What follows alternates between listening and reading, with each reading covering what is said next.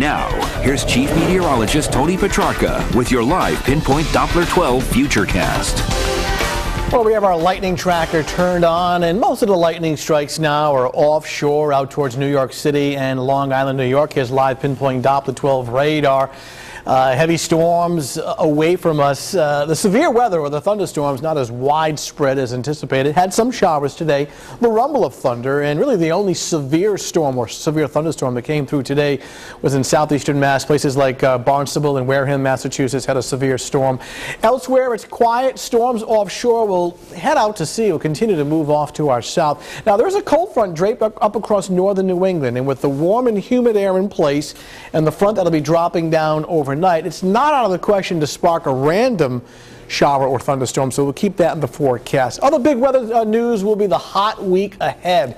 That could be one of the hottest weeks of the summer season. In fact, near 100 degrees later in the work week, primarily communities that are well away from the bay and well away from the ocean, but the potential is there. Some big time heat. Again, that slight risk of a thunderstorm passing through overnight tonight. New tropical storm has formed off the East Coast, actually off Florida in the Bahamas. Tropical storm Brett. It's weak. Here's southern New England. Top winds now have come down to 60 miles per hour. The good news, the track will take it away from the East Coast, away from New England over the next several days. Here's a close-up look. Florida, the Bahamas right in here. This little tiny swirl of rain and thunder and some wind up to 60 is tropical storm Brett, and again staying away.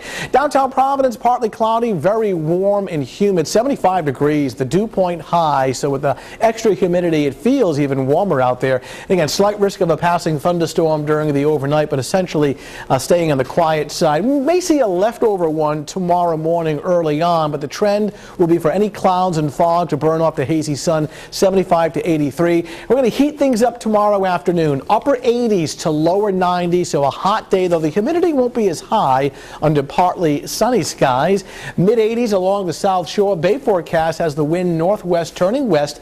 Waves of 1 to 2 feet. Fog and clouds giving way to hazy sun. Just an isolated brief thunderstorm during the morning, but most of the day looks rain-free. Beaches will be warm, and the reason why, not much of a sea breeze. Air temperature 85, water temperature up to 70, upper 80s to lower 90s, and on northern suburbs tomorrow afternoon under partly sunny skies. Again, without as much humidity, but still a hot day. Same situation out across southeastern Massachusetts. All right, 7-day outlook. The heat is on. 90 on Wednesday. I've upped the temperatures for both Thursday and Friday, mid-90s, some spots away from the ocean, could make a run at 100 degrees away from any sea breeze, perhaps a thunderstorm Friday afternoon, which is typical when you get this kind of heat and humidity building, and the hot weather extends into the weekend as well, both Saturday and Sunday with sunshine, upper 80s to low 90s. We could be dealing with a 3 or even 4-day heat wave, at least those communities away from the ocean. So air conditioners working overtime and using some extra energy to power those air conditioners.